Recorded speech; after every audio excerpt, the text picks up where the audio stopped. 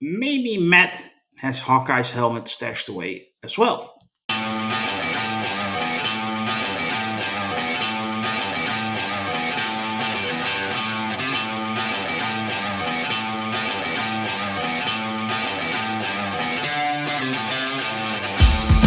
This is a review of Champions, and I'm your host, Grandmaster. With me is a powerful panel made up of the finest champions Sakar has to offer. Let me introduce them to you. First up, we have the original Mr. Taylor first. How are you? I'm great, thanks. Good to hear. We also have Merv. How are you? Fantastic. And voice only, we have Lokismom. How are you? Got a little bit of a summer cold, but I want to let you guys know we built this city on rock and roll. Hmm. Yeah.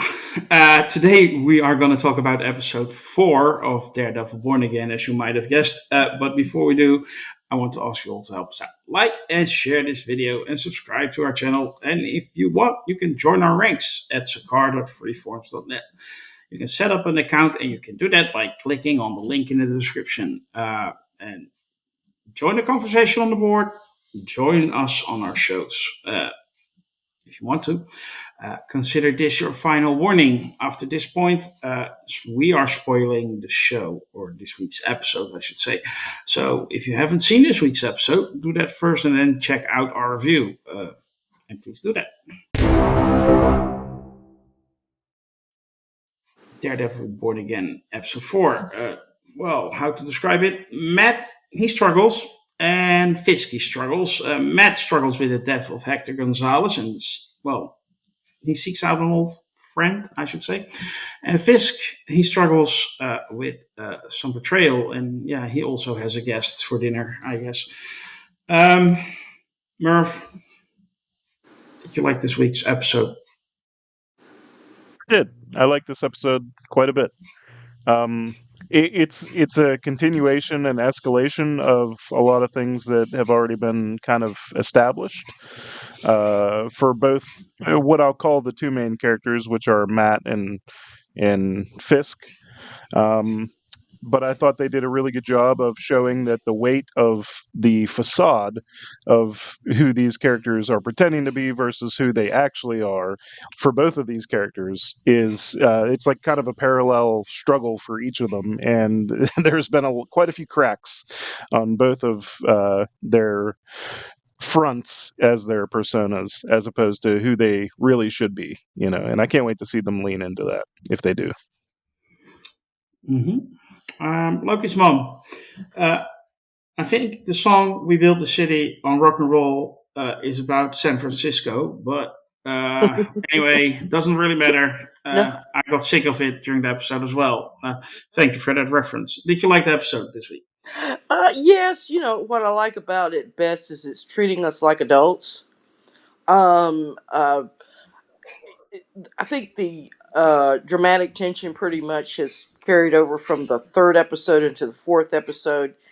I sort of felt like that at some point there should have been a bit more action. I think they missed the mark there when he meets up with Frank the Punisher in his lair, and it really becomes a verbal fight, but there's no. You want to see them at least take a couple punches at each other, but it really doesn't happen. But anyway, other than that, yeah, I think it was well done, just well acted. Michael Gandolfini, he undoubtedly inherited a lot of his talent from his father, so I think he really was showcased a bit more in this episode, and he really shows you how to toady up to your boss. So overall, yeah, it was a very good episode.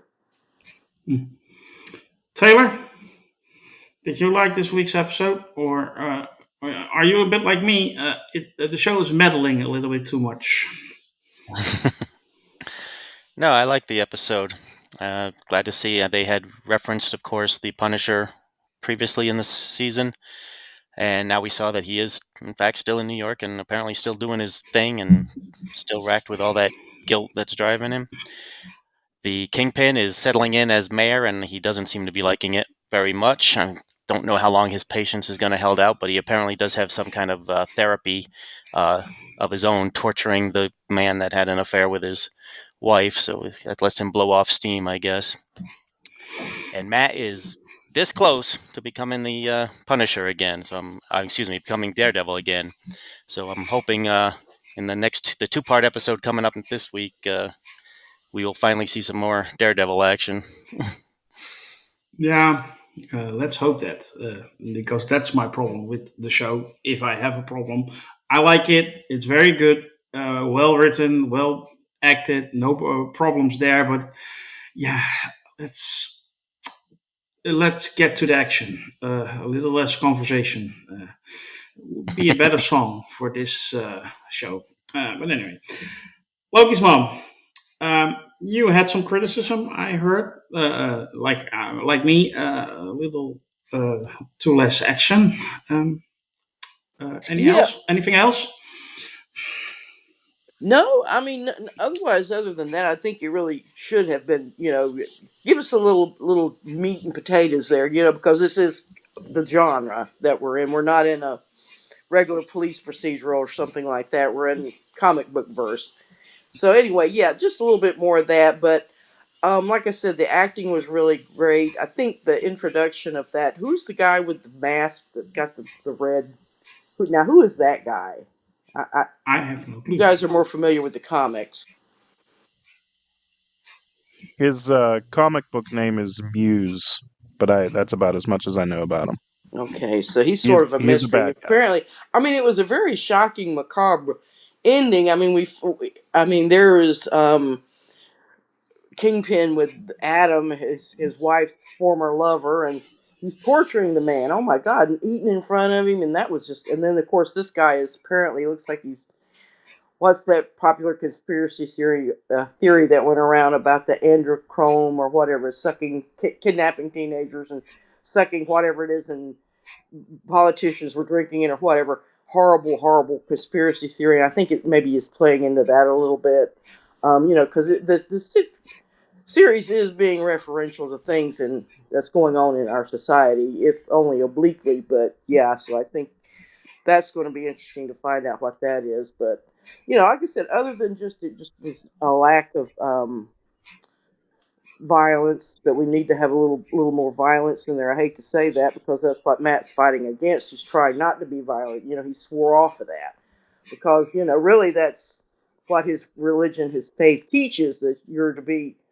You love your enemy. You radically love him to the point that that it forces them, that in the sense that would force them down, would force that violence out of them. Now, how successful that has been through our history is scant, but anyway, I think that's what they're going for, and I don't know, maybe that's just a little too deep for the comic book genre of the audience, but yeah, I think maybe a little less of that and a little more visceral violence, and that's what he does, Daredevil. So I really expect that maybe that will happen in the next episode. We'll get to see him unleashed, and we'll all be happy at that point.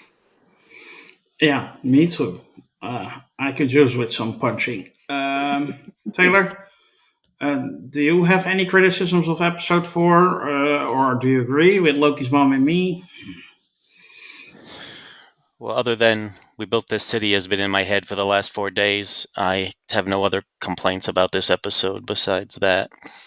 Uh, Everything was really well done, really well acted. We met White Tiger's niece, and I have no doubt that at some point she is going to get hold of that amulet and become the new White Tiger. The scene with Daredevil and Punisher, extremely well acted, and of course, Punisher saw right through Daredevil's shell and knows that what's eating him up inside, and is really kind of pushing him back into that vigilante life again. Like I say, they're two sides of the same coin. There's just only a hair's bit of difference between the two of them. And like Loki's mom said, Daredevil is trying to move away from that and trying to change, but we all know that's not going to last very long, especially with whatever Kingpin's ulterior motives are. We don't really know, but I'm sure there's a method to his plans here. I'm not sure what he's doing down on the docks, this project he wants to do, but I'm sure it's not just for the benefit of the city. The character, the woman that works for Fisk, I don't know if she's his chief of staff or political advisor or what she is, but she's doing a very good job as far as the acting goes. But she needs to get with the program, or she's going to end up dead here pretty soon too, because you can just see his patience wearing very, very thin with all the stuff he has to put up with, and he's not used to Yeah, having to wait for what he wants. You know. yeah, I agree. And I totally saw that she was a little bit in shock when Wilson said to the young guy, "Hey, if you betray me again, it will be the last thing that you ever do." Uh, Right. he went full Or- villain at that moment, and yes. she realized it. Well, for us, it's really showing a lot of progress by Fisk, because in the old days he would have ripped a guy's head off right then and there. He actually gave the guy a second chance. Yeah, yeah, he's very nuanced. He is. He's a big softy now. Yeah, But Cody Bear, listening to Latvian versions of Starship songs.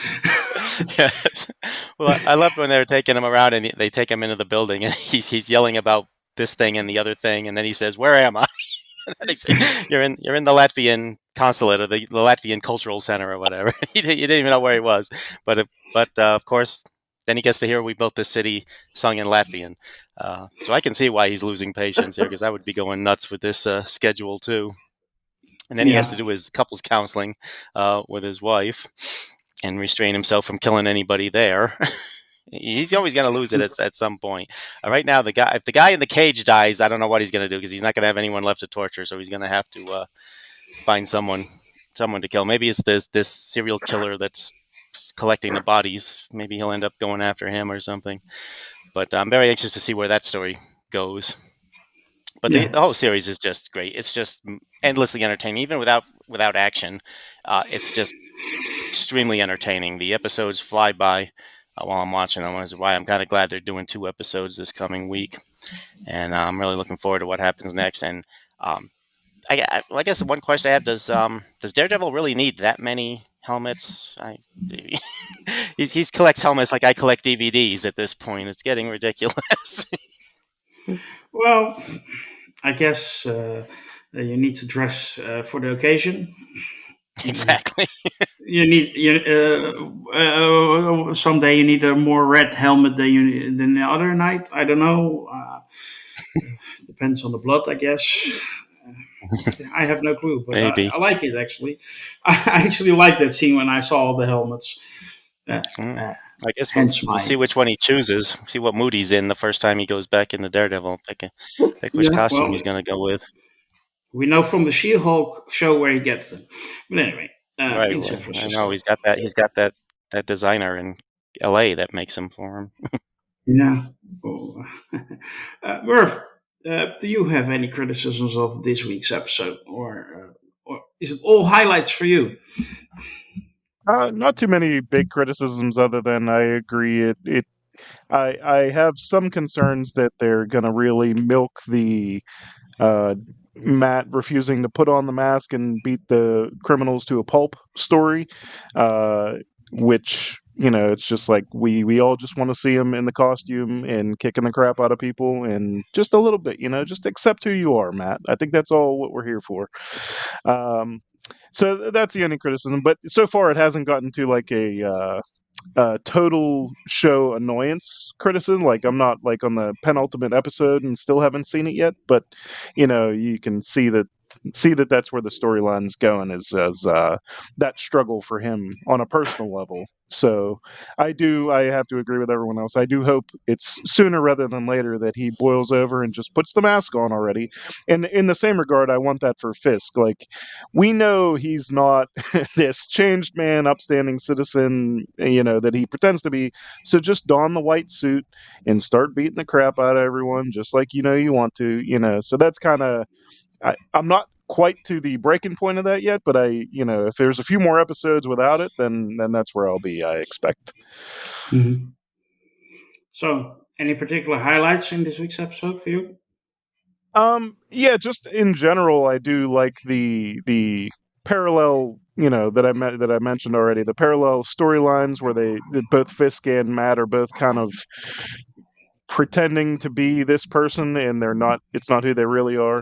Obviously the big highlight, I liked all of the little, like, moments of weight that kind of dropped on Matt in this episode, from Hector's niece showing up at the morgue, to obviously the aftermath of Hector's death, for one, and then to meet his niece, and her reaction, and then to run into the cop in the hallway, and that whole scene, which was like, it felt like it was this close from Matt just headbutting the guy, um, to his scene with Frank, which was probably the best scene in this episode.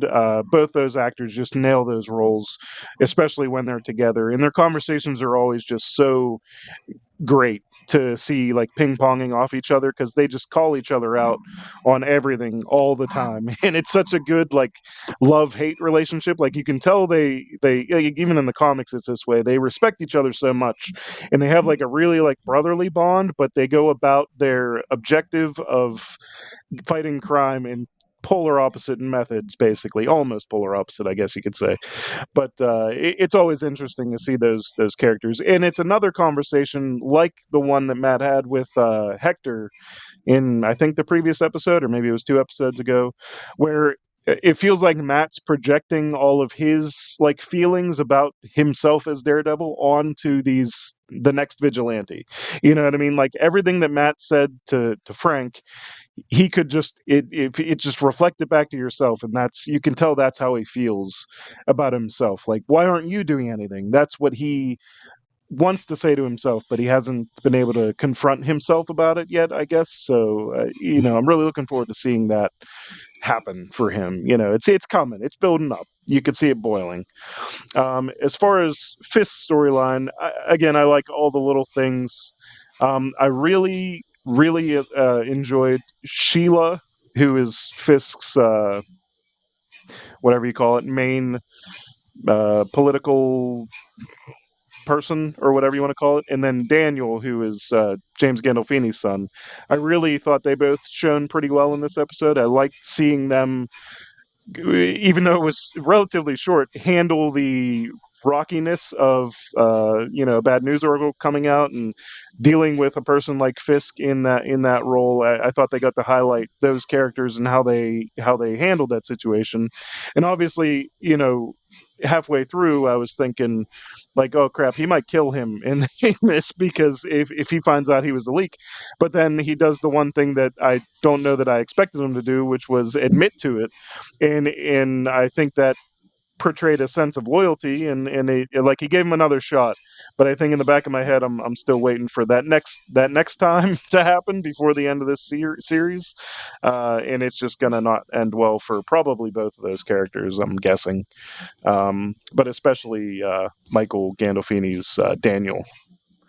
Um, the muse scenes at the bookend of the episode, until we know more about the character, they don't do much for me other than that a little creepy aspect.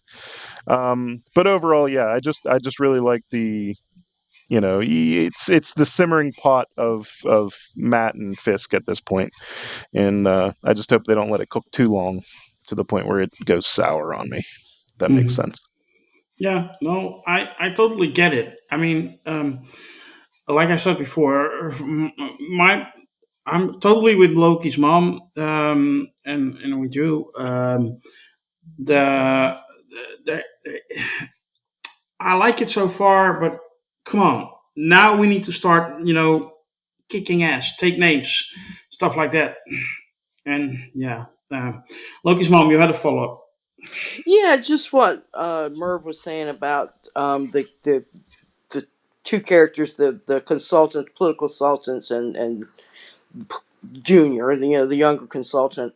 Yeah, and how they handled that, because I think midway midway while he was, oh my god, supplicating himself to Kingpin, you can sort of and does it so well. Vincent D'Onofrio, oh yeah, okay, I like this kid. This kid's got guts. He's got savvy and smarts, and he knows exactly how to butter me Mhm. up. So yeah, I think he sees a little bit of himself in that character. I Yeah. think maybe I don't think he'll have a demise so much as he will. It's possible he could even flip because he's gotten interested with BB. I think there could be something going on there, maybe in the future between him and her. Possibility that he'll flip to the good side, as it were. But yeah, I do think whatever this Muse character, I think that's going to be the one thing I think that will bring this guy so heinous and why people hadn't realized that kids are being disappeared off the street and whatnot. At this point, I think BB will jump onto that, and then I think that will be the thing that kind of brings everybody together, at least for some weird reason, to get this guy off the street or in this whatever he's doing, because it's really. But yeah, I'm really looking forward to that part of the narrative going Yeah. forward. Personally, if I were a law enforcer in America, I would definitely check out the sewers because every time I see like comic book movies or uh, horror movies, everything is going down in the sewers. I don't know what's that, Yeah. what that is, but Well, the thing isn't about New York is that it is just riddled with tunnels that have never been. They were dug back in the day when all the brought train barons and whatnot they all had their own systems coming in trains. So there's just tunnels after tunnel, and so really it's yeah. I mean that's how it is. It's just a whole labyrinth down in underneath Manhattan and out into the boroughs and whatnot. So yeah, I think that's. I mean, that's part of it. That's part of the hardboiled creepiness of New York. yeah, but Gotham and wherever it was also. So there's always stuff going on there. I don't know. It's creepy. It's Um, true. anyway, I think it's time to move on to a rating.